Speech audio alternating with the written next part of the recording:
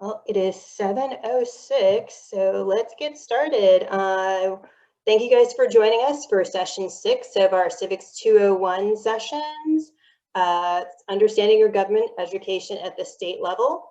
And today we are lucky to have Laura Subrin Yeager, and she's the founder and director of Texas Educators Vote, founder and board member of Texans Advocating for Meaningful Student Assessment, and the co-founder of Just Fund It Texas. And I am Jennifer Delk. I'm the Community Relations Director for the League of Women Voters Austin area. You might know us from voter registration services, get out the vote activities, voters guide, candidate forums, our high school voter education policy presentation, civics education programs like this. We are a nonpartisan political organization, and we're open to everybody. We encourage the informed and active participation of citizens in government, and we influence public policy through education and advocacy. So programs like these are what we are trying to use to bring some issues to the forefront. If you have missed out, we do have our previous sessions all recorded, and they're posted on the League of Women Voters Austin area website, and they're also on our YouTube channel. And with that, I'm gonna send it over to Laura, and we'll learn a little bit about what was going on in the Ledge, how to interact with government and advocate for education on all levels. Take it away, Laura. Thanks, Jennifer, and thanks for doing all of these. You guys are doing awesome work with the civics program. So, and thank you for including me. So I'm gonna try to share my, thank you. I'm gonna try to share my screen. Okay, I think that this will work. So welcome everybody. You know, I live in the Austin area. I'm a member of the League of Women Voters. I'm a civic enthusiast, and much of my work is around civics in the schools and public education. So I told Jennifer I would talk a little bit about, you know, what stuff is done at the state level, and then do kind of a case study of what we did with Just Fund It, which I'll talk a little bit about that. Each of these groups that are listed about the stuff I do, I first got involved with education advocacy with TAMSA, which is the Texans Advocating for Meaningful Student Assessment. And it was a group of moms that came together here in the Austin area to advocate for reduced focus on high stakes standardized testing. And we are still at it. And we'll touch on that a tiny bit. I started Texas Educators Vote for educators to model civic engagement for students, because Texas doesn't make it easy to vote, as you all know, but also usually comes in towards the bottom of the states, and not only in voting, but in like civic engagement itself. And so we figured if the educators could model that for students, they would grow up with a culture of voting in our public schools. And then Just Fund It, which is the most recent group, started at McCallum High School as a result of the budget deficit that AISD was facing in 2018. And kids and parents were afraid that they were going to close the Fine Arts Academy at McCallum. And we started this group to help people understand how our schools are funded. And it became a statewide, like these others, statewide advocacy grassroots organization. And so I'm going to use that as a case study because we had a lot to do this session. So let's see which thing takes me to the next slide. There we go. Okay, so, you know, breaking it down about who makes education policy, a lot of people do. And I'll go through it slide by slide, but you know, by far the vast proportion of education decisions are made at the state level by people we elect. But there are, you know, all different levels. So, you know, from the president here, I'll go to the next slide. You know, at the federal level, and this slide was created for Just Fund It, so it talks a lot about funding, but you know, education is one of the key things that the states have to do. And the Department of Education was one of the later created departments at the federal government. It does, just in terms of funding, and I'll just do that top level part first, you know, the federal government, when it's not COVID and they're not sending us billions of dollars, which we will talk about, it accounts for less than 10% of the funds that go into our schools. And it's generally through Title I and the IDEA for special education funds. And then the state is responsible for the vast proportion. They determine how much goes to our schools. They collect the money from your local property taxes and do a variety of things with them, which we can discuss as well. And then the local government gets what is allocated that we've sent to the state, and some of it we get back to spend on the schools. So the state has a huge, really the largest role in funding the schools. And then just even to go down the list, I mean, the president's involved in that. The president chooses the Secretary of Education. And for anyone who's, been paying some attention, I mean, Betsy DeVos might be one end of the spectrum, which was the last administration secretary who was not a fan of public schools and more interested in privatizing them. And there have been other, depending on who they pick as secretary, they have different beliefs. So, the current Secretary of Education, we still don't know exactly where it is, but the president's wife was a teacher, and she's engaging a little bit. So the president even has some say. Congress allocates education funds, and we're going to talk a little bit about the, again, billions of dollars that we had to fight to get to our schools, but that Congress generously sent our way. But they also, Congress writes laws like No Child Left Behind, which was replaced by the ESSA, the Elementary Secondary School, I better not tell you what it stands for, but ESSA, which gives the framework within which states can work, but for assessment and accountability. So they do drive some of what's happening in testing and, accountability in the states. And then for the state, as I mentioned, the governor picks the commissioner of education. Our commissioner of education, Mike Morath, was appointed by Governor Abbott. He has a lot of power, and he is actively involved in writing legislation and has gotten more and more power over the years. So that unappointed position, who is picked by the governor, who we get to vote for, has a lot of power, makes a lot of decisions in terms of interpreting the laws, but it can go pretty far. And then the Texas legislature does school funding. They pass legislation on testing and accountability. You're going to see they make decisions on charters and vouchers, and they sometimes dip into what is the role of the State Board of Education, which is supposed to be their only real function, is to write curriculum and to approve or deny charter applications. But the legislature got a little bit involved in writing curriculum this session, and it seems like they might again on the special session. So, and then lastly, and I know Jennifer's done a fantastic episode or installment on school boards, so please watch that. But the school board is, the most local form of government, and they make a lot of decisions about the direction of the district and things that affect us and our children every day. So that's just sort of a big picture of who does what. As I mentioned, at the state level, funding is a huge issue. Assessment and accountability, so the STAR test, A through F system that we have, whether to grant charters, the ability to start or to expand them, and vouchers. So charters, that's actually the State Board of Education, and then the commissioner. Vouchers, it's part of funding. Are we going to fund, how many systems of education are we going to fund? And then on curriculum, that is supposed to be the State Board of Education, but those of you following the excitement in the news with critical race theory and the teaching of social studies, the legislature had a lot to say about that this time. So if later in the questions we want to discuss that, that's not the bulk of my presentation. I did pull up the League of Women Voters of Texas. Their issues on public education, and they really revolved around public school finance and accountability and assessment. And so it fit with some of the work I've done with Just Funded that, clearly the League and the League members, they want adequate state funding for our public schools to make sure the kids get a high quality education, and they're opposed to vouchers. And then for testing and accountability, a fair non-punitive accountability system. So let's see. So just for the legislative session that just happened, I'm not sure how engaged any of you have been.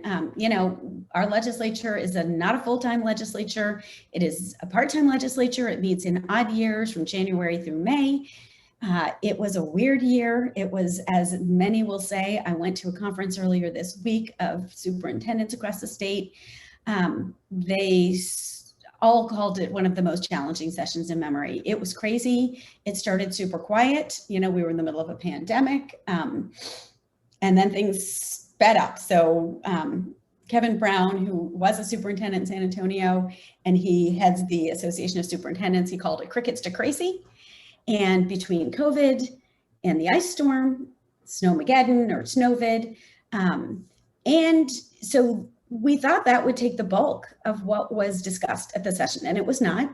And there were a lot of politics based on what happened in the last election.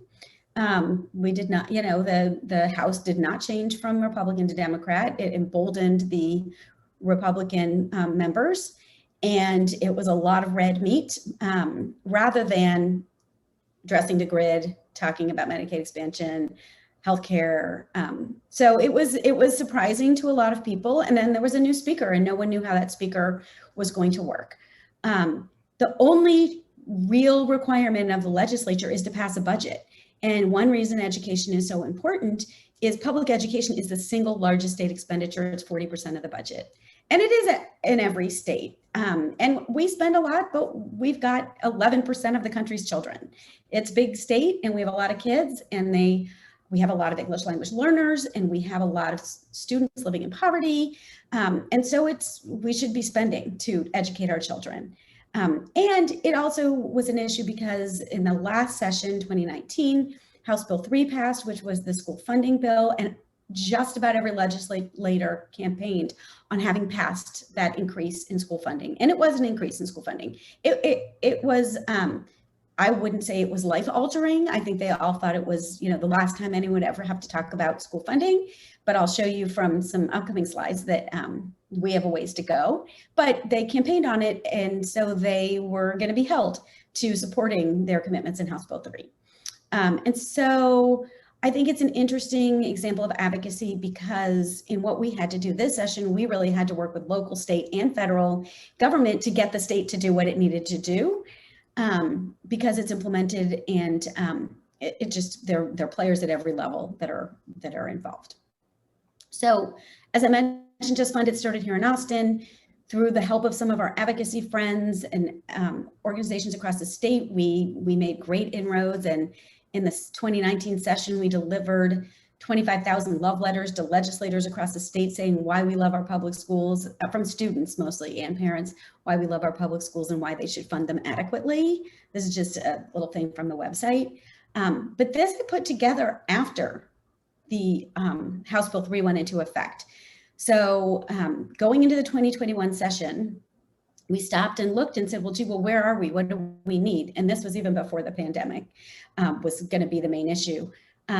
Texas was still going into the 2019 session. We were 43rd in per student funding.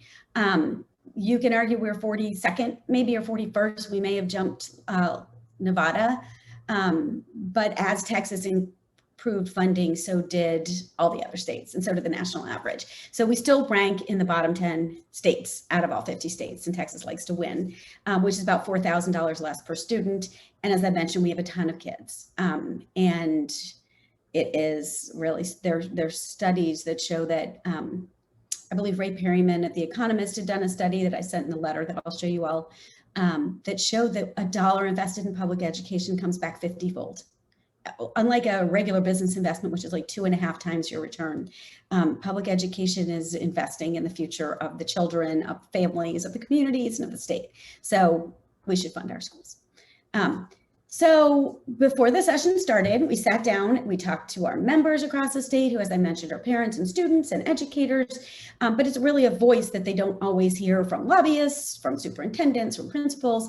And so we had like 4 objectives going into the session. One, and those of you who engage with education will know, hold harmless funding, that what that meant was we went into a pandemic, kids were at home, teachers were at home, schools were spending more than they had spent before because they were teaching in person, at home, hybrid, the whole thing, but we are funded based on attendance.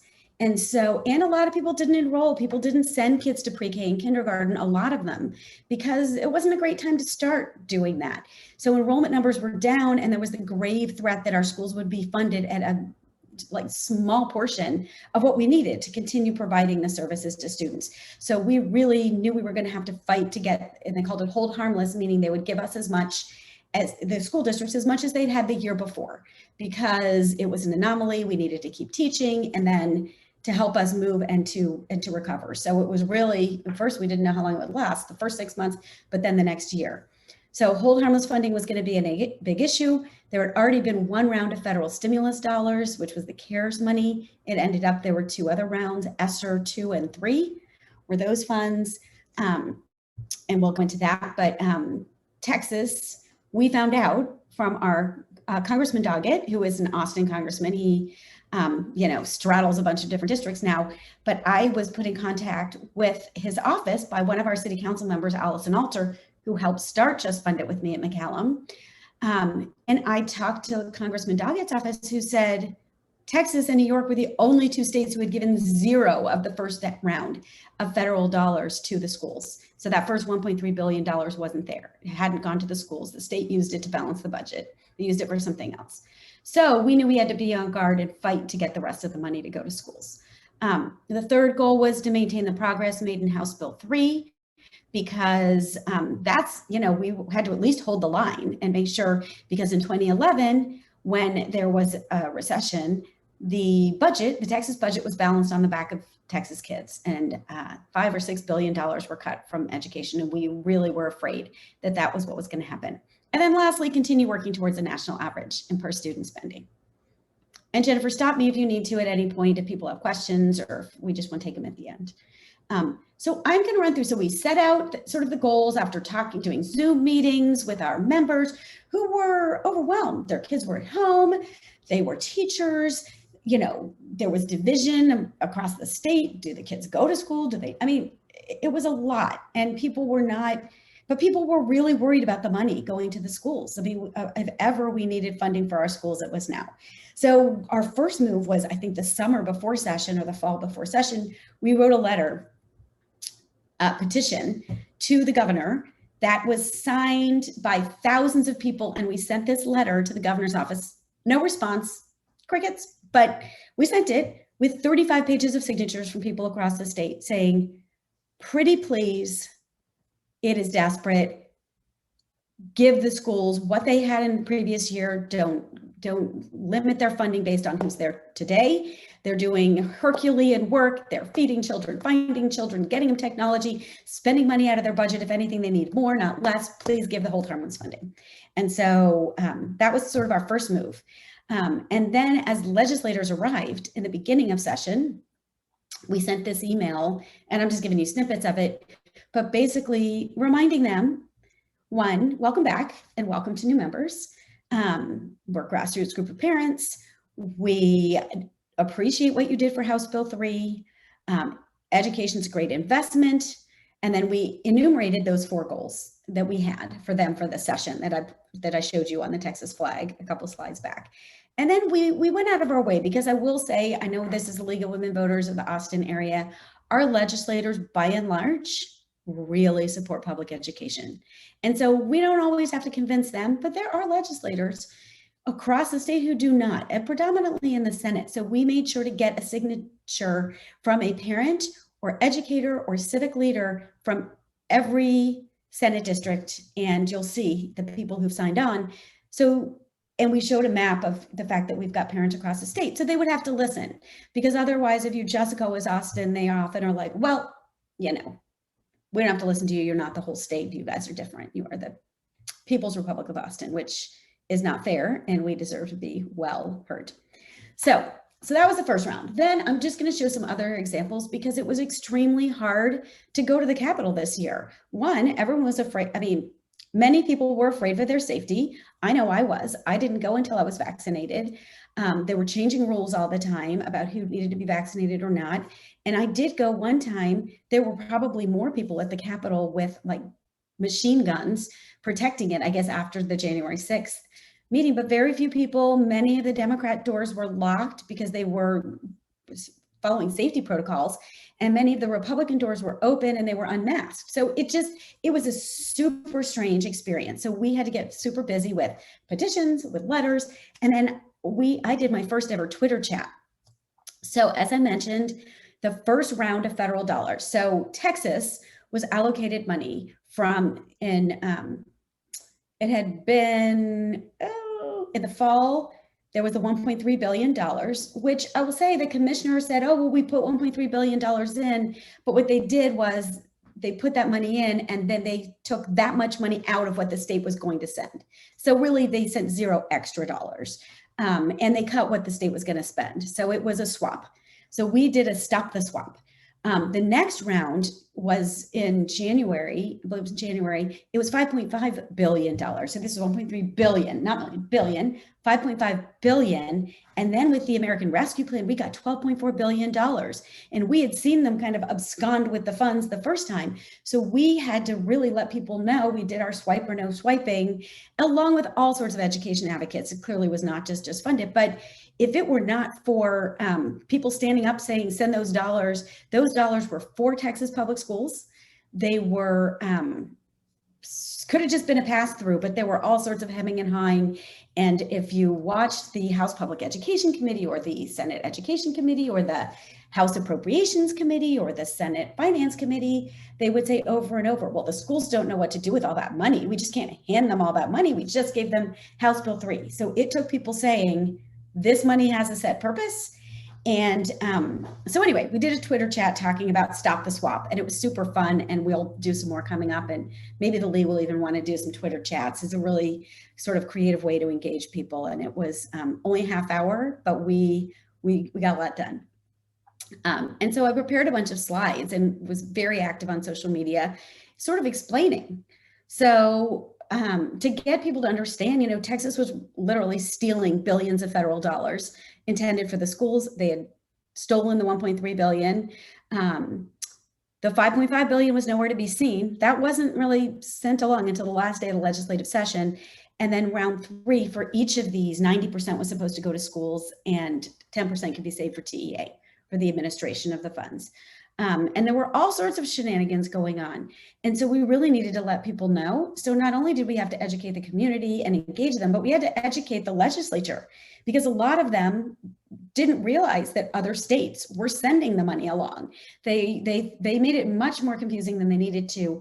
And I will give another call out to Congressman Doggett's office, because his office went in while they were writing the American Rescue Plan and made sure that there was language in that bill to make sure that the state could not swap out. They call it supplant. Instead of supplement, it was supplant, to make sure that Texas could not supplant the additional funds. And without that, without the advocacy of people across the state, like league members, like Just Fund It members, I don't think we would have seen the money that we saw. And we ended up getting 15 of the $19 billion going to schools. So yay. Here's another example of what, a social media message that we would use. We would tag the legislators. We, tagged our legislators. I mean, my legislator from here is Senator Eckhart and Representative Hinojosa. It used to be Representative Howard.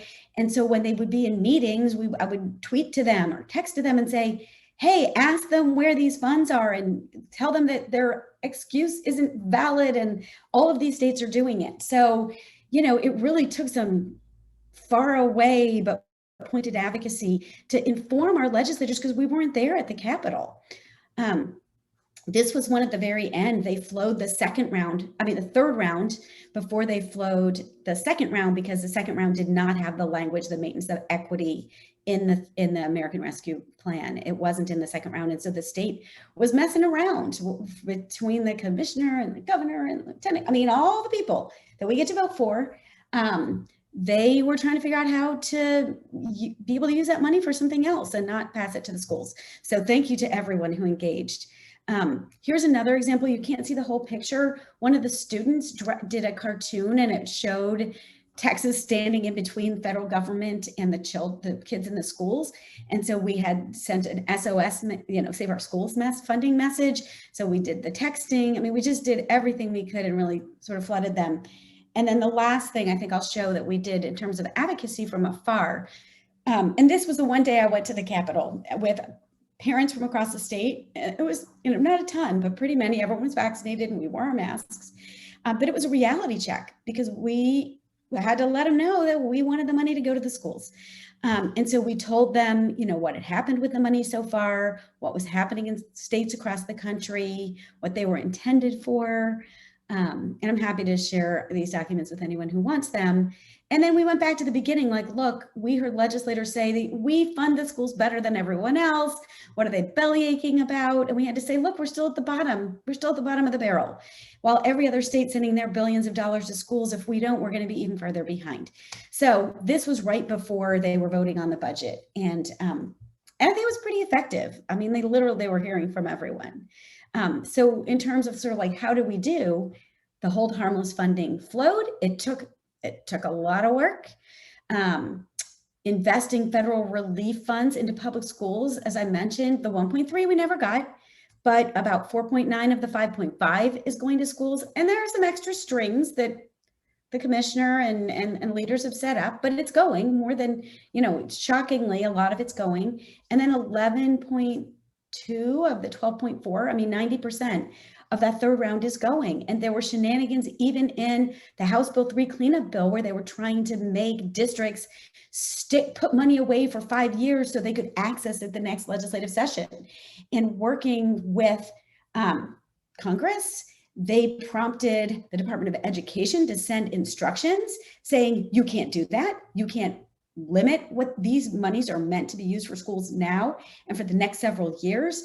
And they had very clear guidance. So really it took working with and the local, I will mention also the school boards, they wrote letters. They had to go and present, and they brought them to the legislature and said, look, this is what we need the money for. Because there were all these questions of would districts know what to do with them. And so local, state, federal, advocates, parents, students, principals, teachers, superintendents, everybody pulling together. And we got a lot of wins. They funded House Bill 3. They all ran on it, and they were hoping that's all they were going to have to do. They had to do that out of their stuff too.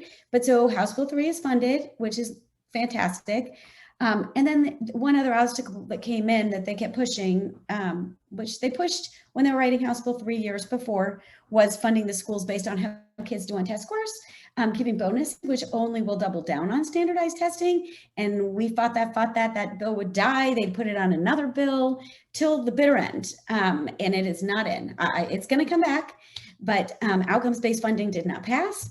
And then the one thing that really didn't happen, which we couldn't have expected this session, was to make further progress to move us closer to the national average. So that is, that's going to be coming. I mean, we're going to keep pushing for that. And so when we met with when Just Fund It met with the volunteer, the parent advocates after the session, we said, $15 billion are flowing to our schools begrudgingly, from state leaders, and not all of them, but some of them. Our leaders, our Austin representatives have been extremely great. But we're not likely to get more funding next session. So let's go help the districts, talk to them about what's needed. We've already had a meeting where students did a survey and they gave feedback to some of the trustees, which is civic engagement, saying we need more money for mental health. We need more counseling. All sorts of things like that. So get involved locally, and then let's look for stories where we show that when we had these dollars to spend on our kids, what we could do to prove to them when it dries up in a few years, it will help our case to advocate for more. And to invite your local officials, engage with them, invite them to the schools, invite media to the schools. Invite candidates to schools, because that's when they meet regular people. A lot of legislators across the state, their kids don't go to public school. They believe stories that it's a scary place to be, rather than a fantastic place to really nurture our kids. So, and then, after, we're going to go back to my Texas Educators Vote, which is, I don't do as much on that during the session, but what I would say over and over is, our motto is register, research, and vote. And the legislative session is research. Watch the people you elected, see what they're doing, see how they're voting, see if you like it, see if you would support them again, see if you would run against them or find someone else to run against them. So really it's about paying attention and being an informed voter, which the League is a partner on Texas Educators Vote, the state league, and just a fantastic set of resources. So sort of to recap that, I don't want to talk too long, but the ways we were able to succeed in our advocacy, our civic engagement, was we engaged communities, parents, students, educators, And we engaged our legislators too, and we had to educate and inform them all. We had to do that to ourselves, for ourselves, and then we had to educate people about where Texas is relative to the rest of the states in funding our schools and where we are in terms of what we're doing with federal dollars and with testing and all those different things.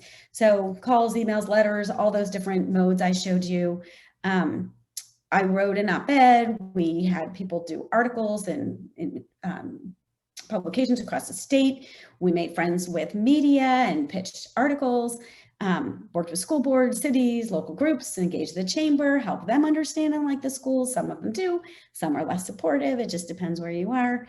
And then statewide, we worked with all the associations I mentioned. And then just to be hearing a common message from all these different stakeholders, it really is effective. And again, working with the federal government, because one last example I'll give was when I talked to, the congressman's office, they said, well, this is how much money Austin ISD should be getting. And it was, a lot of money. And I said, well, do we know how much that is for every district? And so working with our partners, and our friends, Raise Your Hand Texas, broke that out for every district and was able to show them and say, look, you should be advocating this money should be coming to you. And this was a document the TEA had put together to give to their superiors at the Texas Education Agency, but had not shown us. So we, by working with the federal government, found out the information that we needed from to hold our state government accountable. So that was an interesting lesson. Real quickly, because they mentioned testing, and Jen, if you want to stop here, we can, but I've got a couple quick slides. Texas started the high stakes standardized testing craze. We still have more than most. TAMSA has been effective and got us down to 5 from 15 end of course exams, but we still have more than are required by federal law. We still have graduation requirements on students, and all sorts of high stakes at every level of the accountability system. And they pushed to tie funding to test scores again. And there's just lots of problems. It's really fueling the school to prison pipeline. There are benefits to making sure no one falls through the cracks, but we've sort of gone overboard. And so in terms of TAMSA's goals were to reduce to no more than federal required, to eliminate the high stakes on graduating seniors. When we started TAMSA, 27 states had those, and now it's down to about 10. There's no federal requirement that you pass a standardized test to graduate. We have extremely robust graduation requirements for our students. And this year, students were having a tough time. They were forcing kids. I will add, and I didn't put a slide up, but I had seen in an article I'd read early on, 4 states in the country required schools to be open. Texas was one of them from the beginning. And 2 states required them to be open in person for funding. And it was Texas and Florida. They tend to be together in a lot of ways. So we were having them go back so they could be tested. So the outcome was there was some fantastic test reduction legislation that flew through the Texas House. It had 125 sponsors, and it had 6 out of 150 legislators who didn't support it, and it could not get a vote in the Senate. It was political. It did not get a vote in the Senate because that's a different discussion. We could discuss it, but it had broad support. So we need to do more work in the Senate. But the bill that made it that if students didn't pass 1 or 2 end of course exams and had done everything else required, they could get a graduation committee and potentially graduate.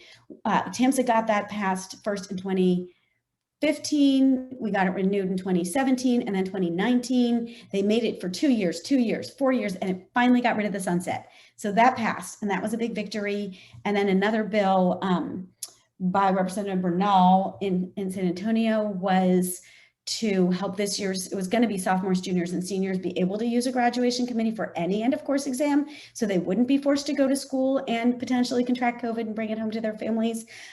They knocked it down. The only way it could be heard in the Senate was if it was only for seniors, but it did pass. And so this year's seniors, if they had a problem with any of the EOCs, they could use a graduation committee to graduate. And that went into effect immediately because it was passed, I believe, with all but 1 member in each house. And as I mentioned, politics got in the way of the other part. So here's just a slide that gets you to the website for Just Fund It and our social media. And I just hope that gives you an example of like how all these groups of levels of government are involved in education policy, and how you can't just do one and not the other, and how getting involved can help, because the schools are getting funded and they're getting billions of dollars to help with COVID recovery, and we still need more. But I think if people weren't engaged, none of this would have happened. So I am going to stop sharing my screen now and go back to Jennifer and see if anyone has any questions.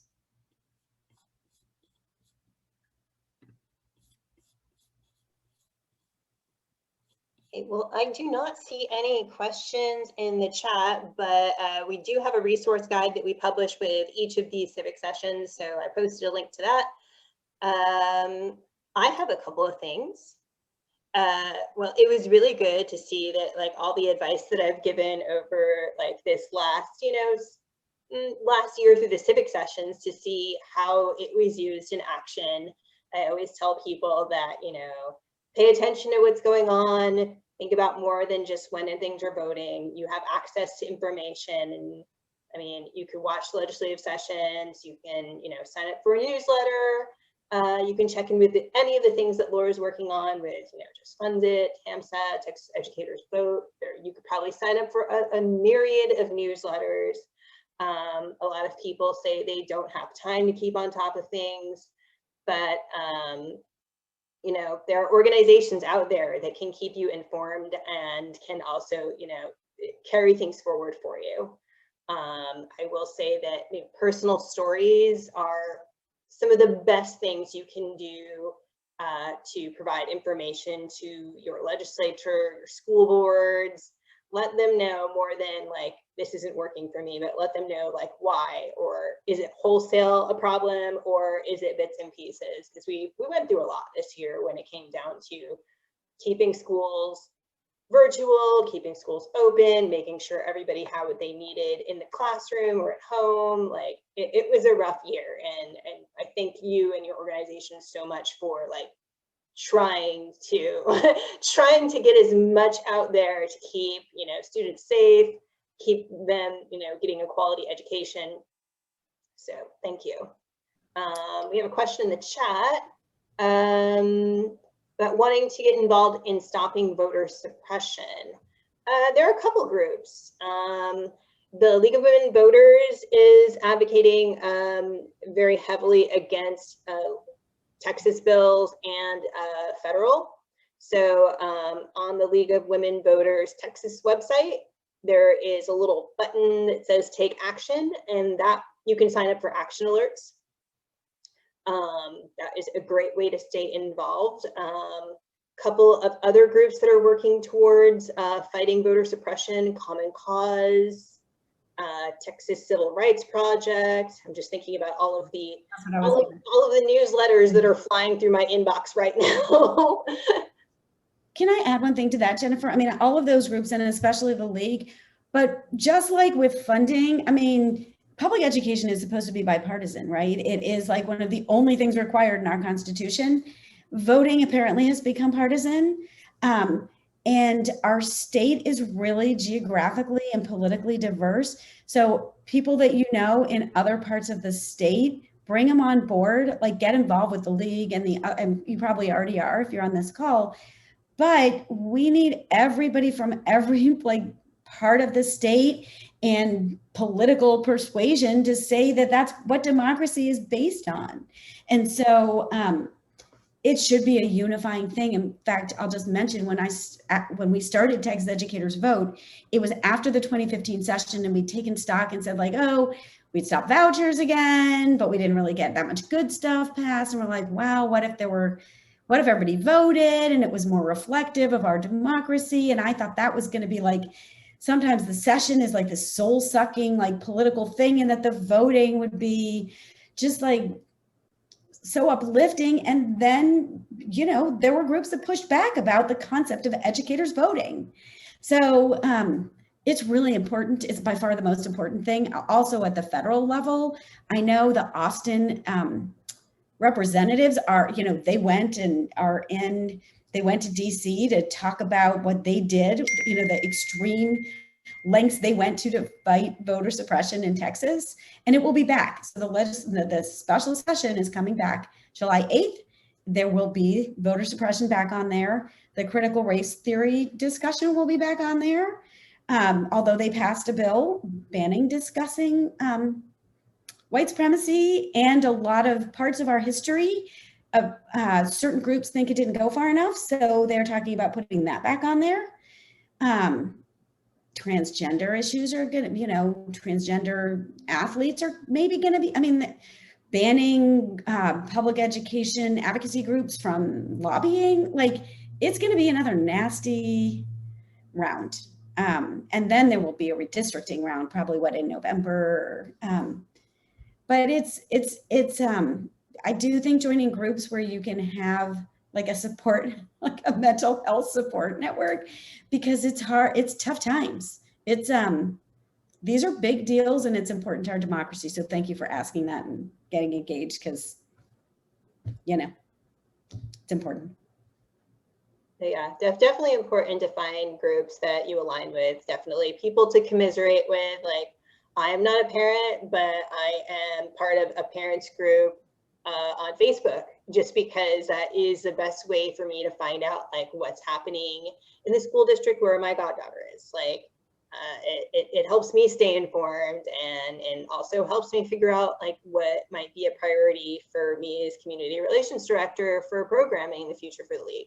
So can I add one more thing to that, Jennifer?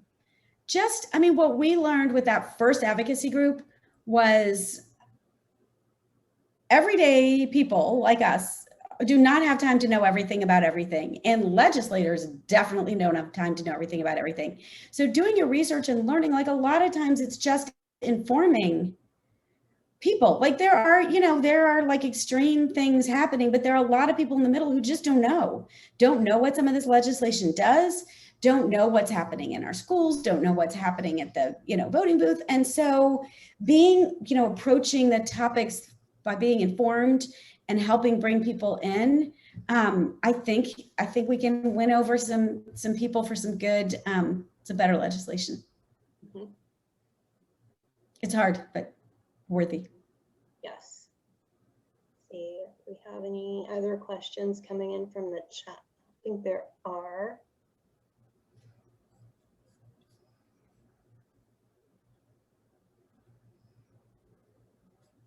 Do you have any other tips for people wanting to, get involved and get out there? So before this, I turned on the school board meeting.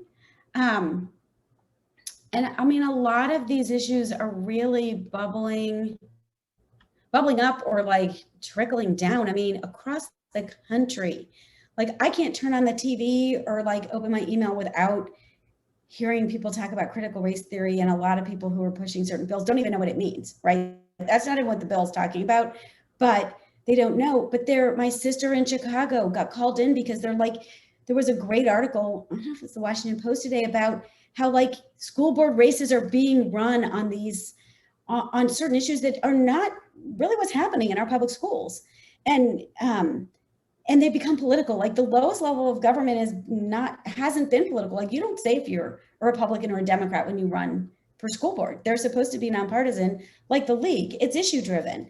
And so getting involved, anyway, I was watching. And so they're talking about giving the teachers raises, and there are billions of dollars in federal money, but can they be used for that? Like once you start paying attention, it's all connected. All the parts are connected. And I had lunch with my trustee and I reached out to my city council member, and making yourself a resource to them. Then when they have a question about public ed, they call, and you can be informing them, as well as candidates. When there were candidates for Congress, what they would call me or call anybody and say, do you have your support? And I'm like, yeah, well, do you need any advice? Like, do you want to know more about what's going on with whatever it is you know about? Because they're counting on their constituents to help inform them. So I think it's rewarding in both directions. I don't know if that's a tip, but that's what civic engagement's about, right? Mm-hmm. Yep, these people are here to represent us, to serve us. Mm-hmm. So. And the stories that Jennifer mentioned as well, Like if you go to the Capitol to testify, and I guess next round, maybe it will be in person again. I'd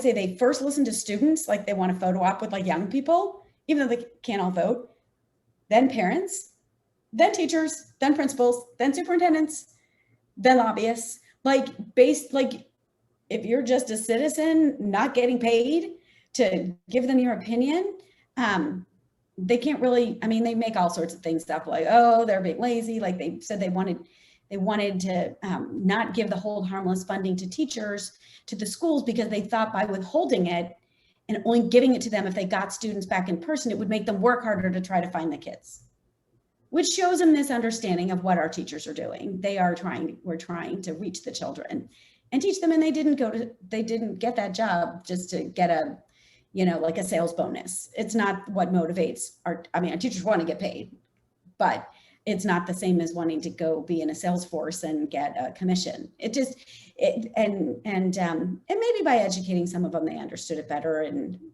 some might be hopeless, but many of ours understood.